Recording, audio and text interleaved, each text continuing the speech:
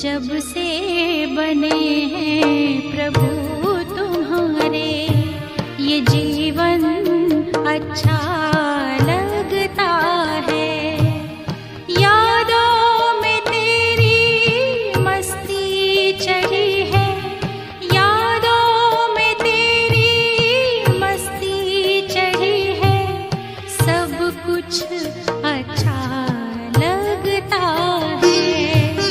जब से बने हैं प्रभु तुम्हारे, ये जीवन अच्छा लगता है।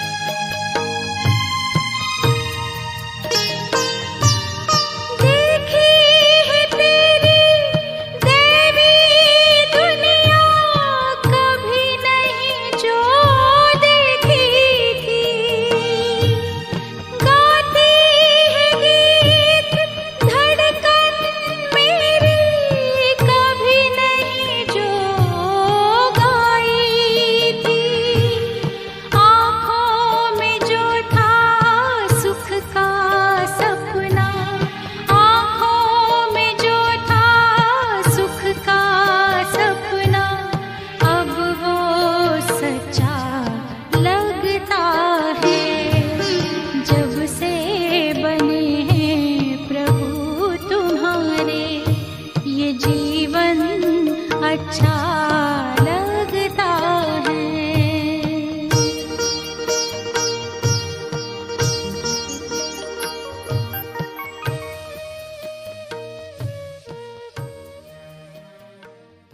ओम शांति। 6 अगस्त 2022 शिव बाबा के मधुर महावाक्य।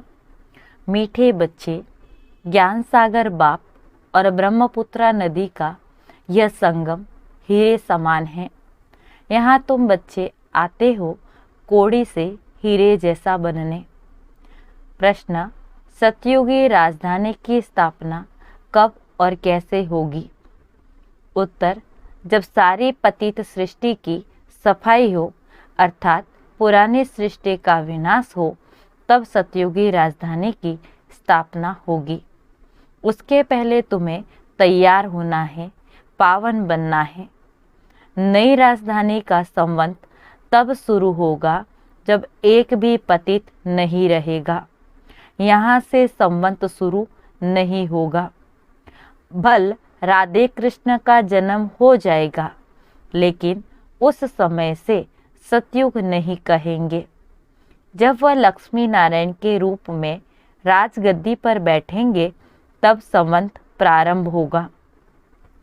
तब तक आत्माएं आती जाती रहेगी। यह सब विचार सागर मंथन करने की बातें हैं। गीत है, यही बहार है। ओम शांति। यह बच्चे कहाँ आए हुए हैं? ज्ञान सागर के कंठे पर। वैसे रहते हैं ज्ञान गंगाओं के कंठे पर, और अभी आए हैं ज्ञान सागर के कंठे पर। यानी सेंटर पर रहते हैं, ज्ञान सुनते हैं, लेकिन मधुबन में जब जाते हैं तो बाबा ने कहा ज्ञान सागर के कंठे पर आए हो। कौन आए हैं? ज्ञान की गंगाएं हैं। क्या बनने आए हो? कोड़ी से हीरे अथवा कंगाल से सिरताज बनने लिए। ब्रह्मा है ब्रह्मपुत्रा और शिव है ज्ञान सागर। यह है ब्रह्मपुत्रा नदी। बच्चा तो है ना, ब्रह्मा वल्द शिव। तुम हो पोत्रे और पोत्रियाँ। कलकत्ता में सागर और नदी का बड़ा भारी मेला लगता है। वहाँ गंगा, ब्रह्मपुत्रा और सागर मिलते हैं। ब्रह्मपुत्रा में और भी नदियाँ मिलती हैं। मुख्य है ब्रह्मपुत्रा और सागर का संगम। उनको ही कहते हैं डायमंड हार्बर। यह नाम अंग्रेजों ने रखा है। अर्थ कुछ भी समझते नहीं, नाम सिर्फ ऐसे ही रख दिया। बाप अर्थ समझाते हैं। तुम आए हो इस समय ब्रह्मपुत्रा और ज्ञान सागर के पास सम्मुख। वहाँ भी सागर के सम्मुख जाते हो हीरा बनने के लिए, परंतु हीरो के बदले पत्थर बन जाते हो, क्योंकि वह है भक्ति मार्ग। यह संगम है आत्माओं का और परमात्मा का, दोनों इकट्ठे हैं। वह जड़ और यह चैतन्य सागर हैं। यह तो कहाँ भी जा सकते हैं। बच्चों को हमेशा यह समझना चाहिए कि ब्रह्मपुत्रा और सागर दोनों इकट्ठे चैतन्य में हैं। यह जैसे कि हीरे बनने का संगम हो गया। तुम हीरे जैसा बनो। यह है ब्रह्मपुत्रा और एडाप्टेड ज्ञान गंगाएं। यानी ब्रह्मा बाबा और बाबा के हम सब ज्ञान वाले बच्चे। ये नदियाँ तो अनगिनत हैं। इन नदियों का तो सबको मालूम है कि भारत में इतनी नदियाँ हैं। ये तो अनगिनत हैं। इन नदियों का तो अंत नहीं पाया जा सकता। सागर से नदियाँ इस समय ही निकलती है।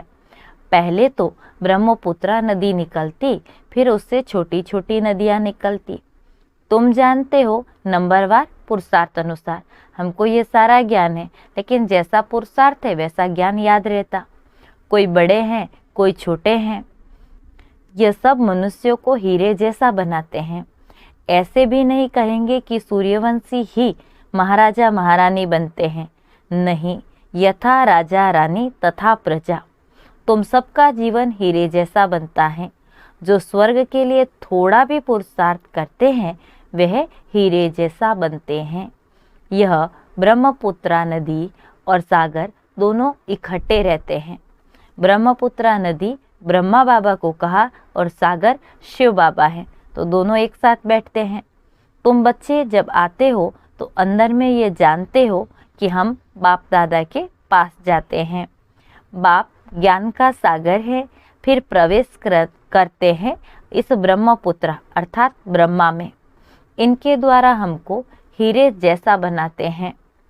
अब जो जितना पुरुषार्थ कर श्रीमत पर चले, यह भी जानते हो जहाँ तक जीना है वहाँ तक पुरुषार्थ करना है।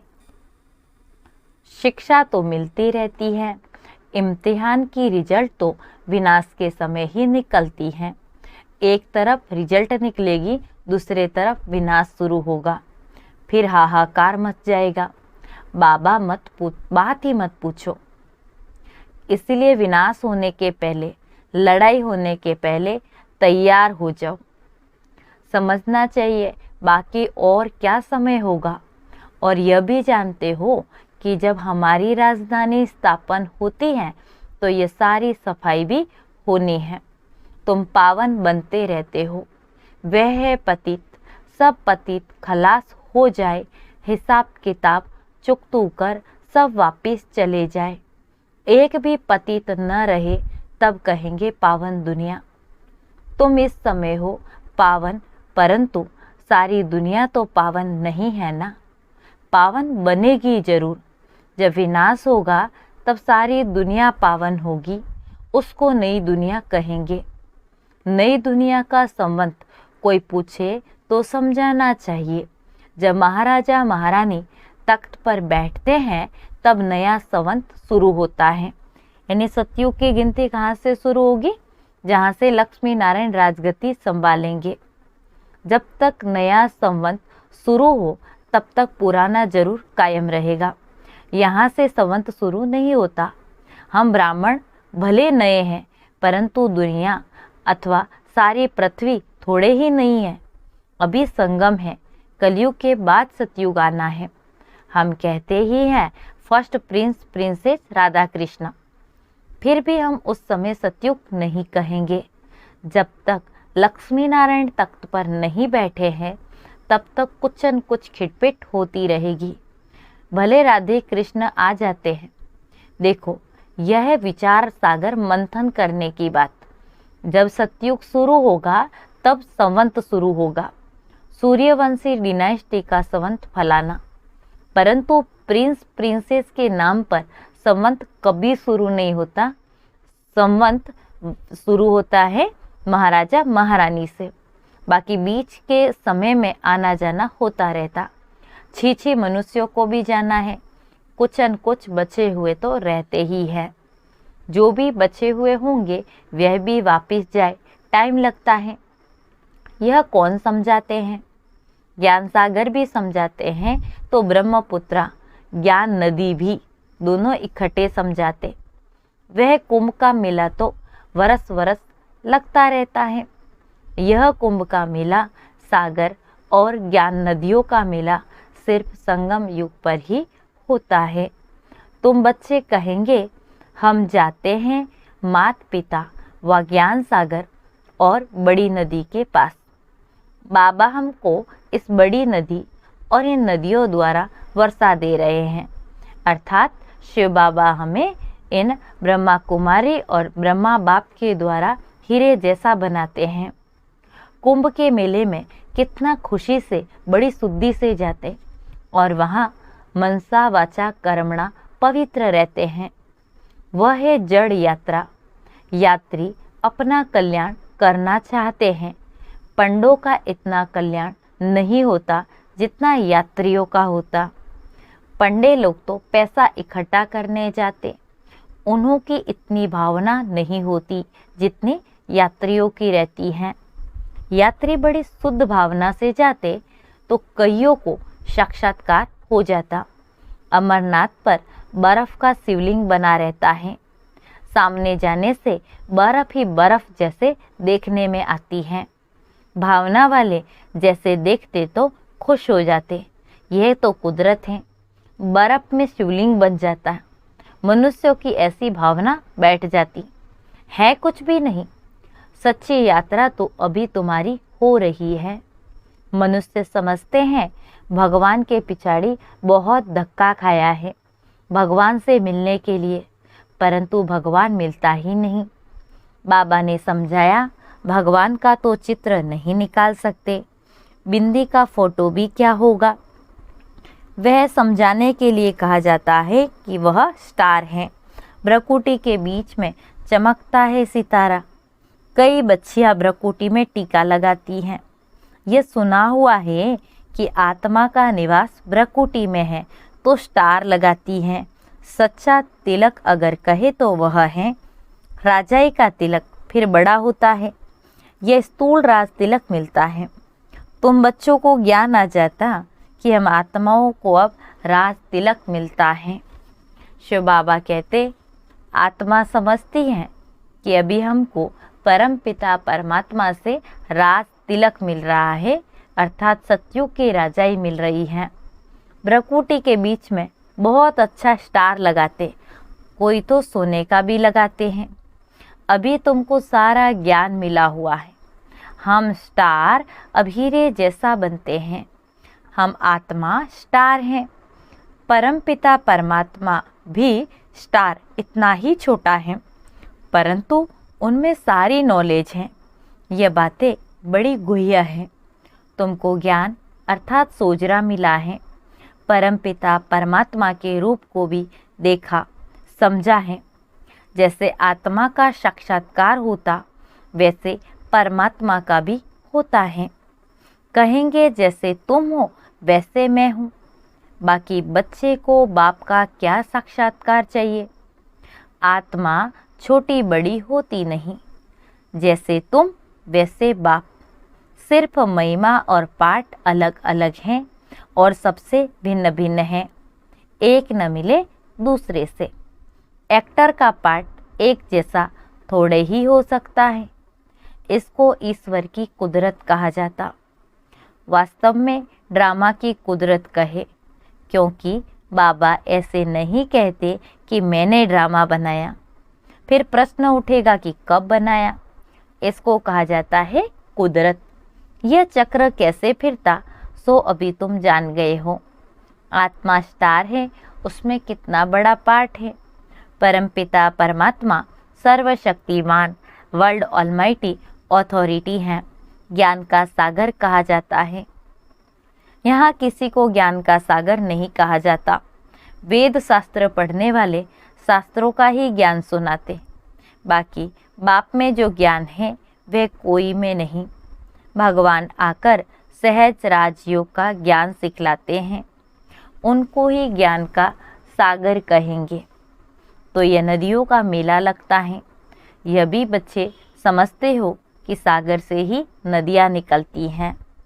कई बच्चों को ये भी मालूम नहीं रहता। वैसे ही तुम्हारी बातों को भी कोई नहीं जानते। ज्ञान सागर कैसे आता होगा, उनसे ज्ञान गंगाएं कैसे ज्ञान पाती होगी। यह ज्ञान है बात, यह है ज्ञान की बातें। मनुष्यों द्वारा बुद्धि में जो बातें बैठी हैं तो सच्ची बातों का किसी को पता नहीं है। तुम अब उस सागर और इस सागर का ज्ञान जान गए हो। अभी वह सागर और नदियों तो दुख देने वाली हैं। सागर भी उछल पड़े तो कितना नुकसान देते। अभी ज्ञान सागर पतित पावन को सब याद करते, उस सागर व नदियों को कोई याद नहीं करते। पतित पावन ज्ञान सागर को याद करते हैं। उस सागर से ही ये नदियाँ निकली हैं। उनके नाम, रूप, देश, काल को कोई जानते ही नहीं है। भल शिव नाम कहते भी हैं, सिर्फ लिंग का नाम रख दिया है। बाबा का नाम अविनाशी है ना। शिव बाबा रचयिता एक है, उनकी रचना भी एक है और अनादि है। कैसे अनादि हैं वह बाप बैठ समझाते हैं। सतयुग में ये त्योहार आदि कुछ भी होते नहीं, सब गायब हो जाते, फिर भक्ति मार्ग में शुरू होंगे। मनुष्य समझते हैं स्वर्ग था फिर स्वर्ग आएगा, परंतु इस समय तो नरक है। इसकी आयु का किसी को पता नहीं है। घोर अंधियारा है। कल्प की आयु का भी किसी को पता नहीं है।